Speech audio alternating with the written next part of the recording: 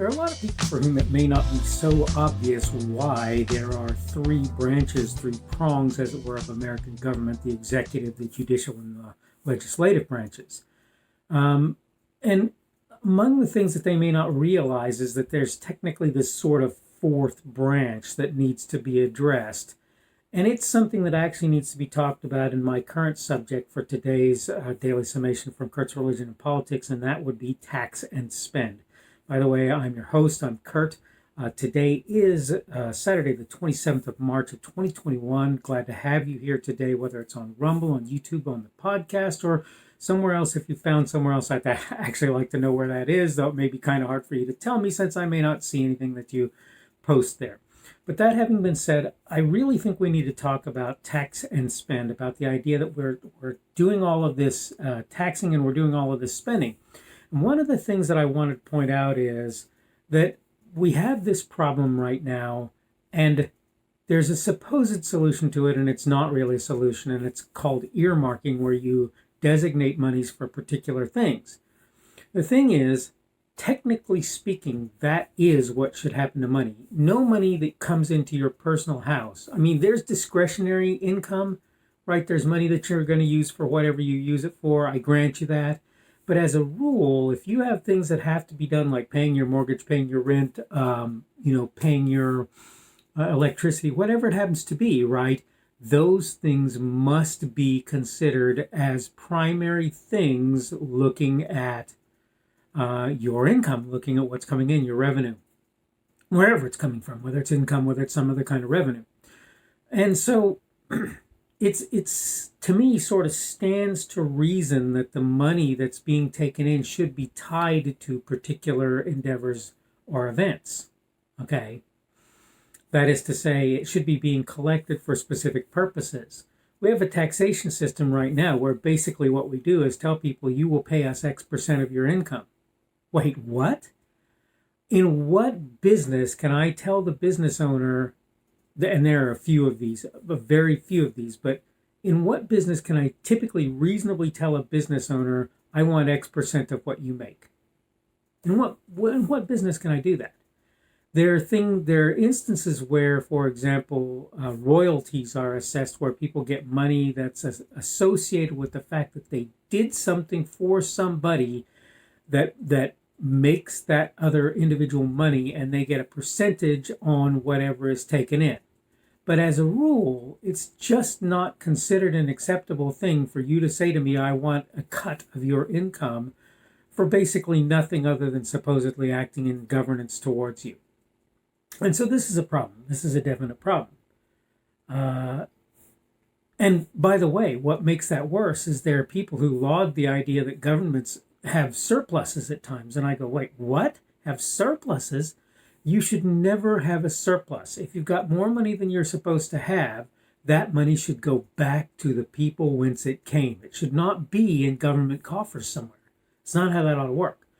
It's one thing to say that this is money that I'm collecting in advance of spending that is considered to be reasonable spending. We have a problem in the United States, though. And the problem is that the U.S. government doesn't even have to convince its citizens where new programs or other uses of their money, additional uses of their money are concerned. Increases in budgets for various entities. Because they have the right to just levy that money in legislation, right? They just pass laws and then appropriate based on that.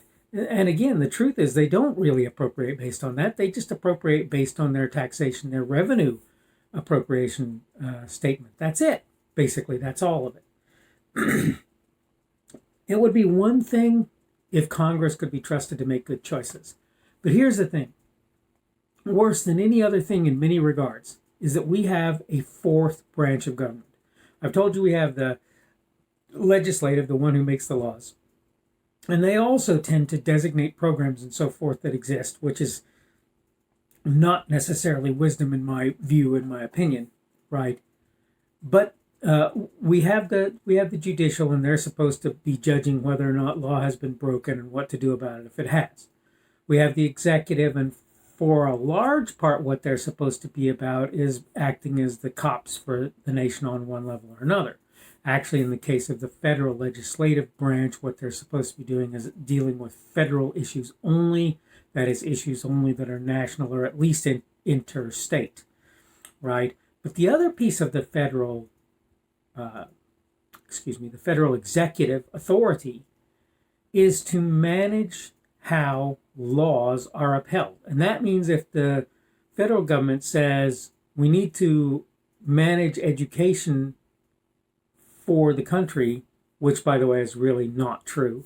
But let's say that they say that and they constitutionally can, which, by the way, they cannot. But let's say that they can. Whose job is it to actually do that management? Is it the Department of Education? If the Department of Education is completely and totally under the office of the president and the office is subordinate to or the office is subordinate to him, the answer is yes. But if it's not, the answer is actually no. There shouldn't be a Department of Education that's separate from the executive. That's an executive function, not a separate function, not a legislative function, not a judicial function. The executive should be in control of that. This is one of the ways that we need to rein in spending. We have an FAA, an FCC, an FDA, DEA,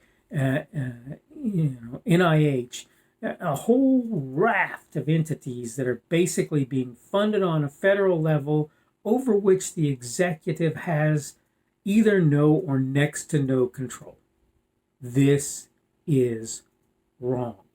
And it will lead consistently to excessive spending. There's no way around it. We've got a bad enough problem with the fact that we've got programs in existence that the federal legislative authority puts into existence that we can't afford as a country. It's just that simple.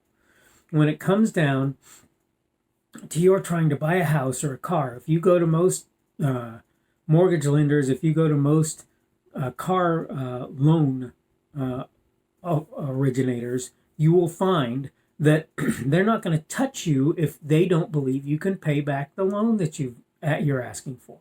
They're going to look at what you make. They're going to look at what you can afford to spend, what you've got in terms of various things that you've got going on, and they're going to go yes or no based on that. They're not going to say yes or no based on the idea that you promised to pay it back. That's not going to happen. They're going to say yes or no on the basis of whether or not they think that you're able to do that. If you look at what we're spending on a federal level and quite frankly on state levels and so forth as well, you will find that we're well into deficit spending. That is, we're spending money. There's no way they can think of that they will get that money to pay for the money we're currently spending. I don't have it. It's not there. And we have to take control of this. We cannot continue to spend, and we can't think that taxes are going to be the way that we're gonna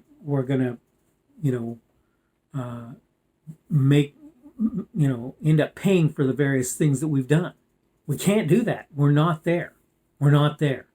We don't have the money to pay for the things that we're currently spending. And there are other ways to get that money, right? We can take loans from other countries. We can print more money, which devalues the currency and therefore causes inflation. We can tax, obviously, which is a bad idea. We can find new ways to tax. There are a variety of ways that are bad ideas as a rule when you've gotten to a certain point. And this is particularly true when you're already at a massive deficit as we find ourselves to be in the United States at this point in time. It's time to start reining in spending. And it's time to start looking at how to make taxes realistic, because right now they're not. A percentage of my income? What made you think you had the right to take a percentage of my income? What made you think that? That's not something that you have a right to do. You don't have a right to that. Okay, I'm running out of time, so I'm going to go ahead and call this done. I'm sure, this is one of those subjects, of course, that I could talk on for a good deal longer. Thank you again for visiting the Daily Summation from Kurt's Religion and Politics. Today is, as I've said, Saturday the 27th of March of 2021. That means tomorrow will be Sunday the 28th of March. Thanks again for everybody visiting on Rumble, on the podcast, and on YouTube. The subject of today's little discussion has been tax and spend. Tomorrow we're going to talk about abuse of charity. And this is sort of more on the Christian thing, but it's also a religion and politics related thing as well. Hope you're having a good day today. Today is Saturday. Many people count this, I think, the Sabbath. I know the Sabbath. Happy Sabbath if you happen to celebrate that. For those of you, whether or not you are Sabbath keepers, I hope you're having a good weekend, and I hope that you continue to do so. Hopefully we will again get a daily summation out tomorrow, and hopefully we will see you again when we do that tomorrow.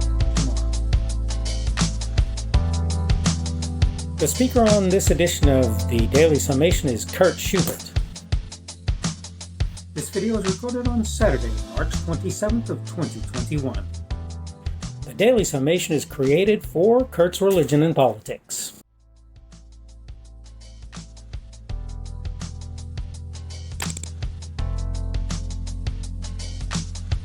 Thanks for watching this edition of the Daily Summation from Kurt's Religion and Politics. I hope you found it entertaining or instructional, or maybe both. If you want to see more from me, you can go to blogs.kpschubert.com. That's blogs.kpschubert.com. I am on Twitter, Parler, and Minds.com. My handle on each of those is @kpschubert. That's @kpschubert. I have a Rumble and a YouTube channel. They are the Kurt's Religion and Politics channels on Rumble and YouTube. I have a Facebook page. The Facebook page is Kurt's Religion and Politics as well. I am on Patreon. If you want to support me, that's one of the better places you can do that. And you will find me at Kurt's Religion and Politics on Patreon. I have a podcast. The podcast is podcasts with an S, .kpschubert.com. That's podcasts.kpschubert.com. I think you should be able to find me with relative ease on Apple Podcasts, Google Podcasts, and Spotify as well. The best way I find to do that is to look for Kurt's Religion and Politics. You can try to use the Daily Summation. I find that it doesn't work as well as a general rule, but you can always try that. I'm glad to have you aboard today, and hopefully we will see you again tomorrow.